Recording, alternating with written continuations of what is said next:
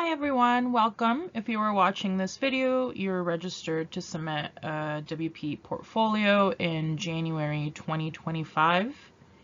So this is the workshop for the January 2025 WPE for the reading set topic, Health and Wellness Across Adulthood.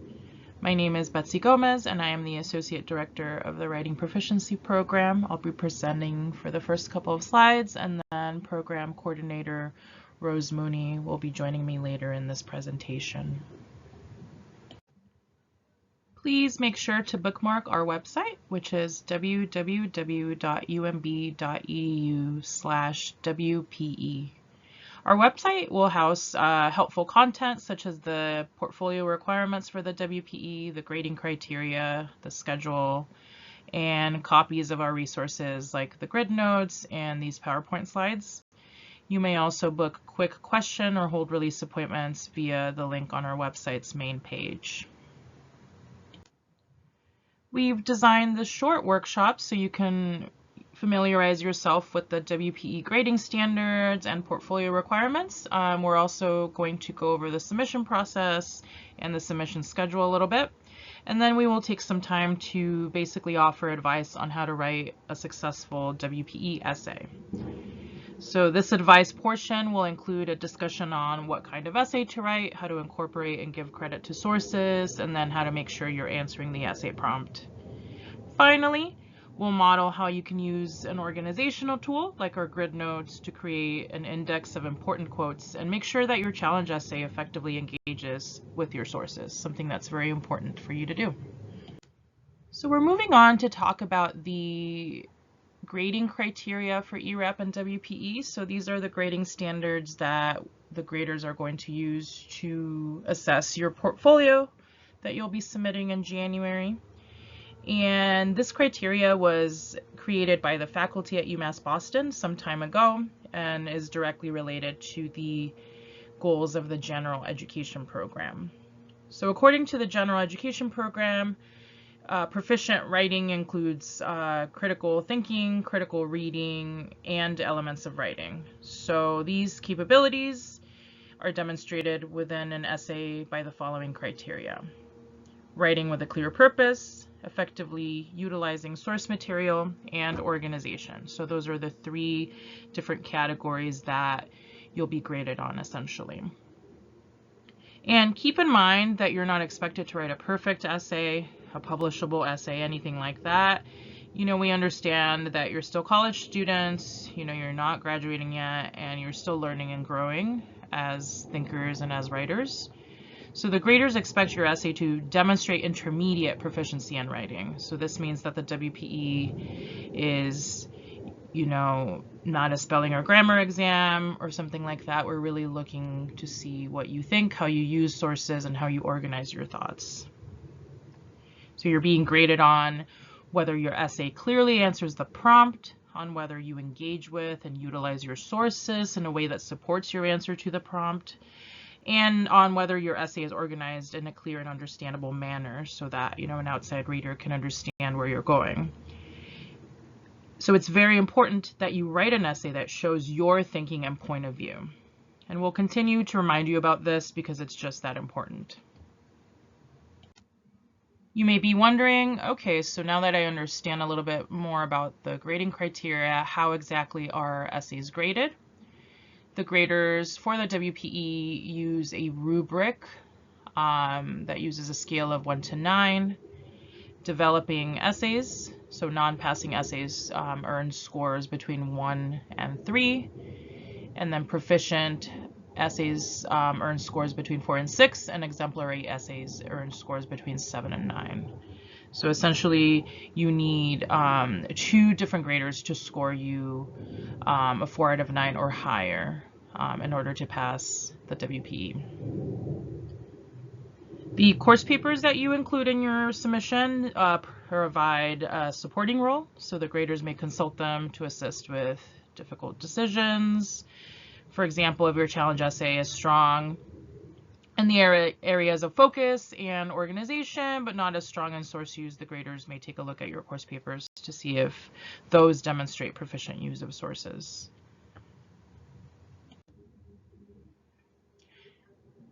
So we're just going to go over the grading criteria in a slightly more detail. So the first category is purpose, and writing with a clear purpose involves having a sustained focus on a position, argument, or inquiry. So this is basically, what is your essay about? What's the goal of your essay? And a position or an argument or an inquiry, those are all determined by what you think, usually in response to a prompt or an assignment. So your challenge essay should focus on answering the prompt on page 1 of the Health and Wellness reading set, and that's really what your essay should be focusing on, the prompt, not on anything else, and that should basically drive the organization of your essay as well, which we'll talk about in a little bit. Effectively utilizing source materials is the second category that you'll be graded on. So that includes, carefully selecting, carefully integrating, and then explaining source material. And then hoping, we're hoping to see that you apply that material in service of your essay's purpose. So if your essay's purpose is to answer the prompt, then the way that you use the readings in the reading set really should be working in service of your answer to the prompt. So effective use of sources means moving beyond summarizing the ideas in the text and then towards a meaningful engagement with those ideas.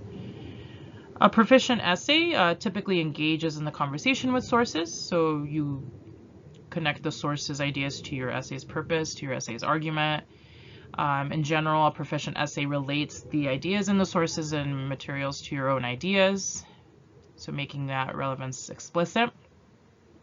And a proficient essay also explains and contextualizes ideas from sources, maybe by using very, brief summary, reviewing the source's argument, putting the ideas into your own words, or illustrating them with fresh examples. So the source material you need to use for the January WPE are the 3 readings in the January WPE reading set.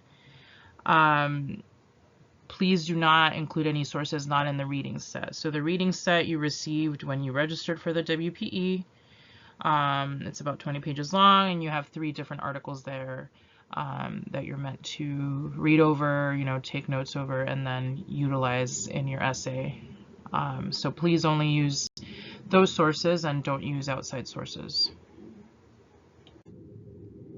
Organization is the last category you'll be graded on, and that's basically what you may think of as the flow of your essay.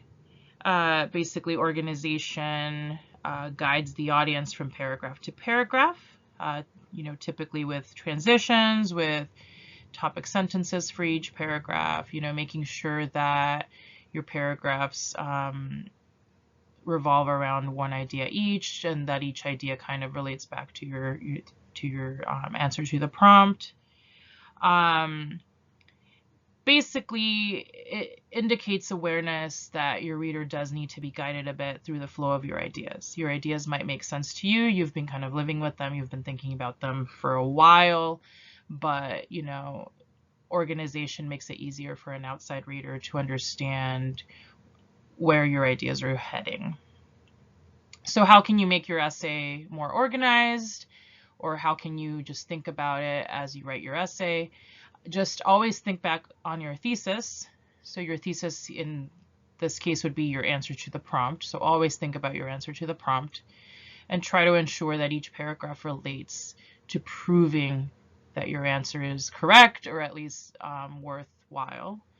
And then try to make sure that each body paragraph includes a topic sentence, meaning a sentence that kind of indicates what that paragraph is going to be about. Try to make sure that each paragraph includes some sort of evidence. So evidence in this case would come from the reading set, and then analysis of that evidence. Those are 3 kind of really important things that you can think of as you're writing your essays to make sure that they're organized.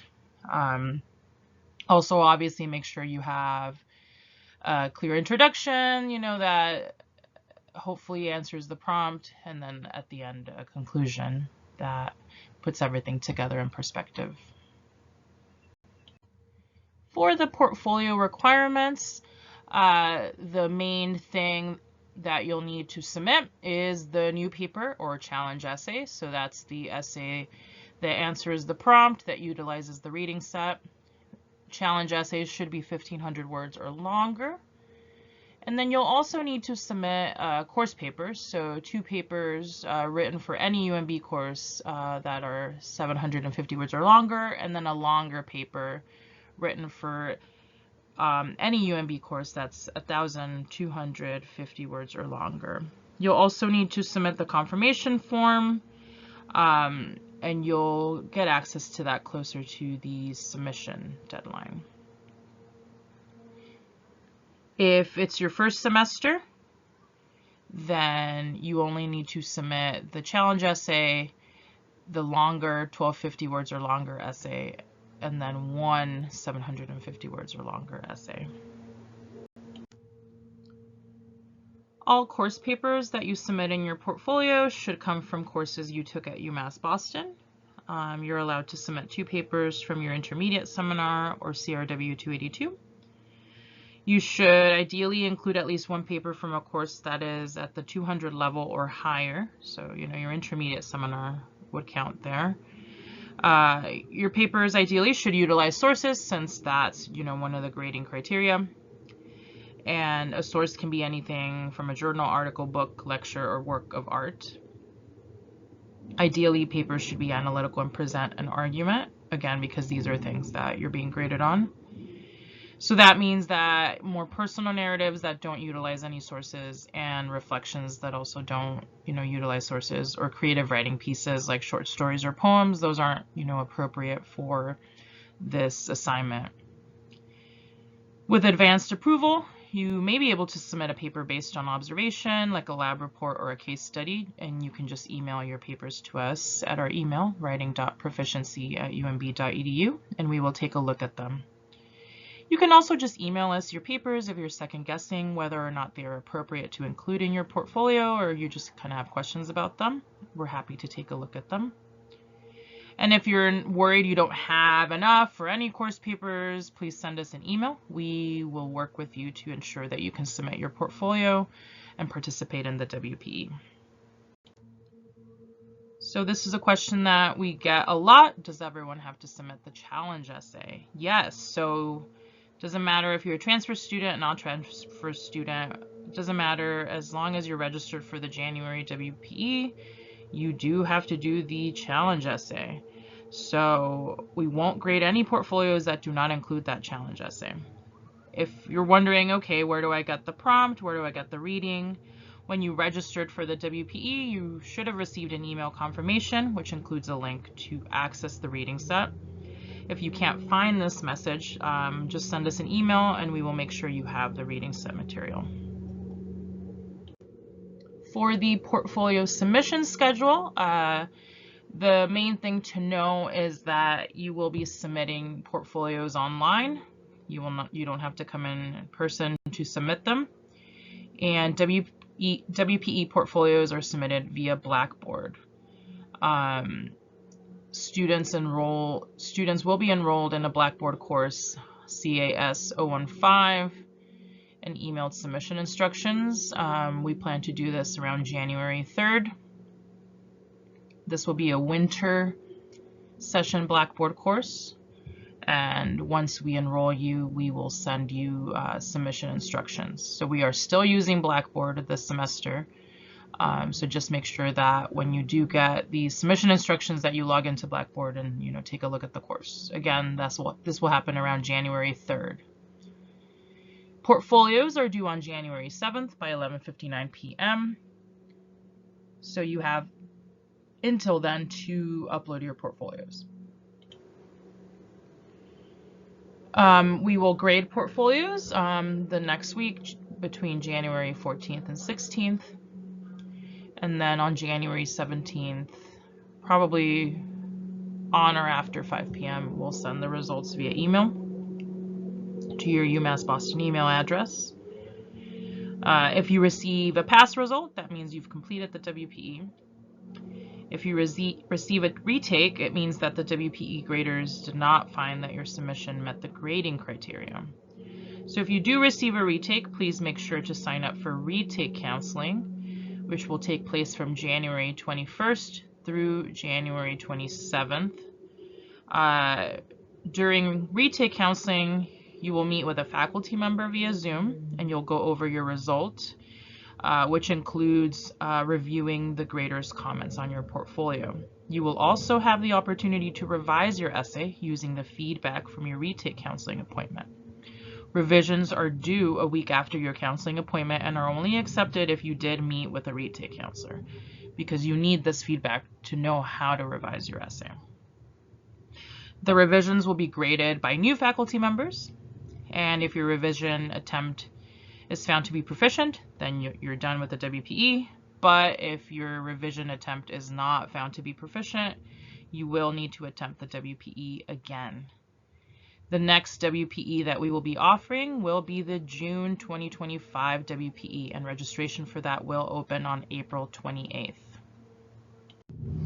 We are now moving to the advice portion of our workshop. These are just a few tips to keep in mind as you start working on your WPE challenge essay. The most important component of a WPE challenge essay is your own thinking. If you don't express your ideas and provide logical support for your own ideas, you will not pass the WPE. Remember that the grading standards, focus, source use, and organization are all tied to your own thinking. Our first piece of advice includes a few do's and don'ts. Our first don't write a report. Do write an essay. Do use the reading set sources, but don't over-summarize. Do engage with the sources. Finally, whether you quote, summarize, or paraphrase, do give credit when you are using someone else's ideas or words. Always give credit. We will break down this advice in more detail in the next couple of slides. The main difference between a report and an essay is that a report may have a lot of summary and is meant to inform the audience about something. An essay has a small amount of summary. In an essay, the writer's goal is to persuade the audience that their argument is correct or important. You are the writer here, and your goal is to convince your readers. In an essay, you will take a position and present an argument that is supported by information and logic. As mentioned earlier, your own thinking is essential. The graders want to know what you think. It is important to answer the question as soon as possible, ideally in the first paragraph. Your position or thesis statement is important because it is the heart of your essay. You can employ phrases from the question to create your position. For instance, the prompt asks, in what ways can friendship and social or creative activities help maintain their physical, social, and emotional health across the lifespan? What influence do these social and creative activities have on people's coping skills and overall well-being? Your possible answer might look like this.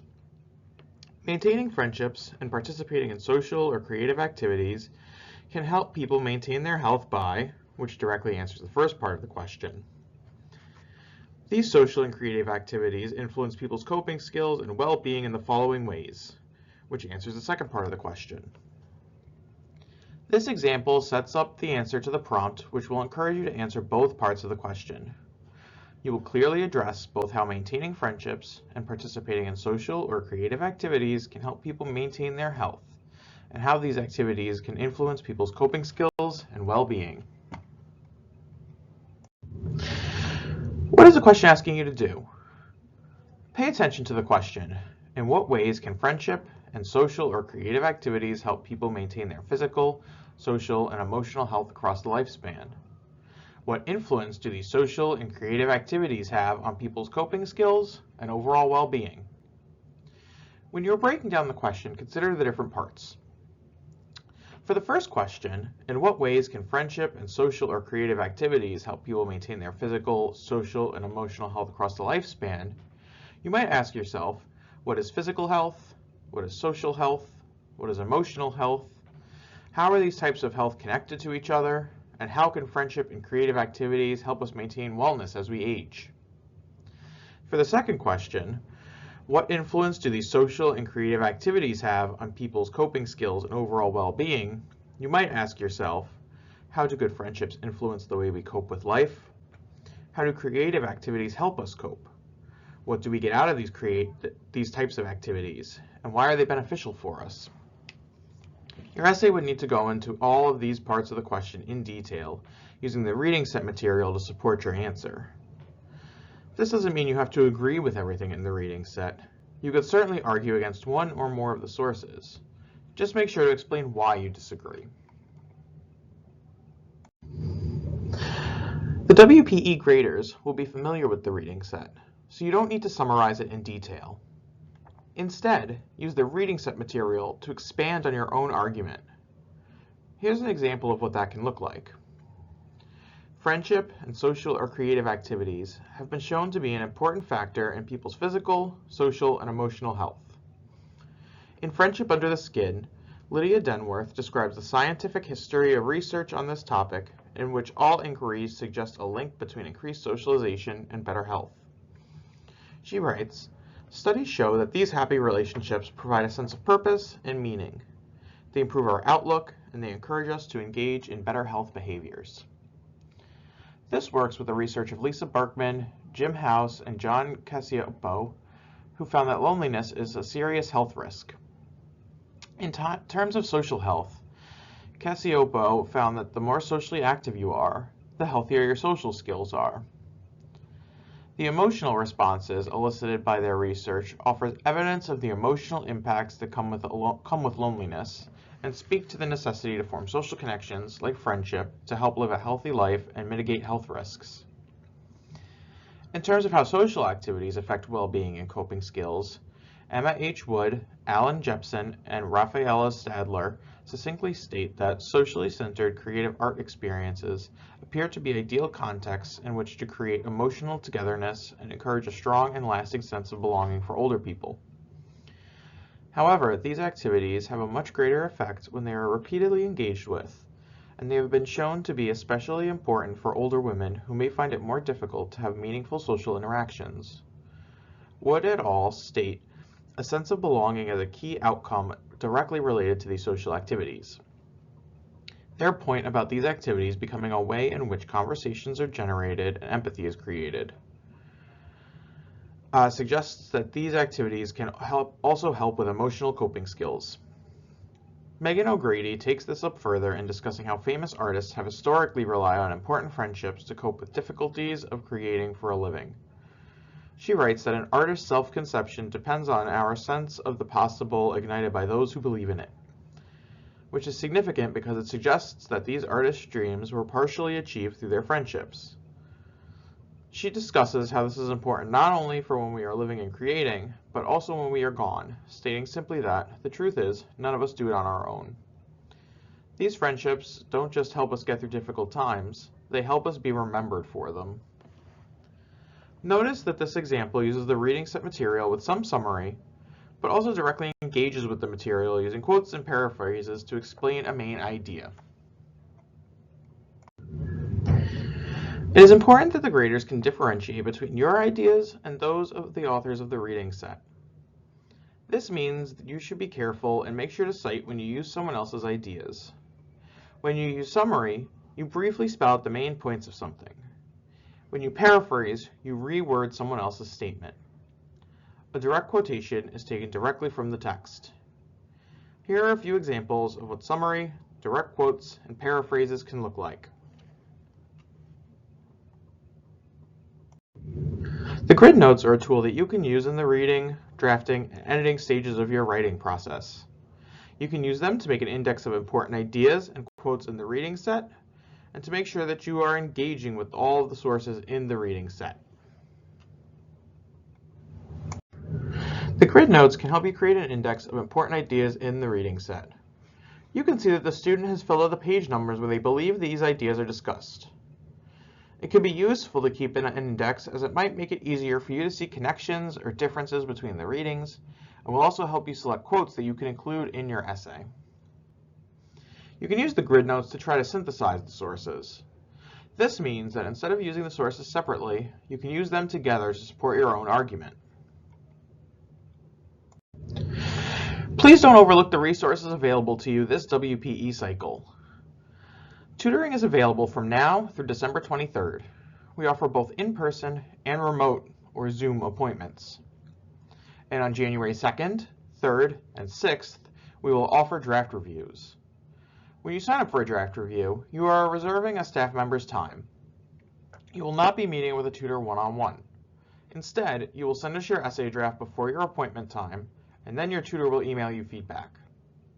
The link to sign up for draft reviews will be sent via email on our weekly update on December 27th.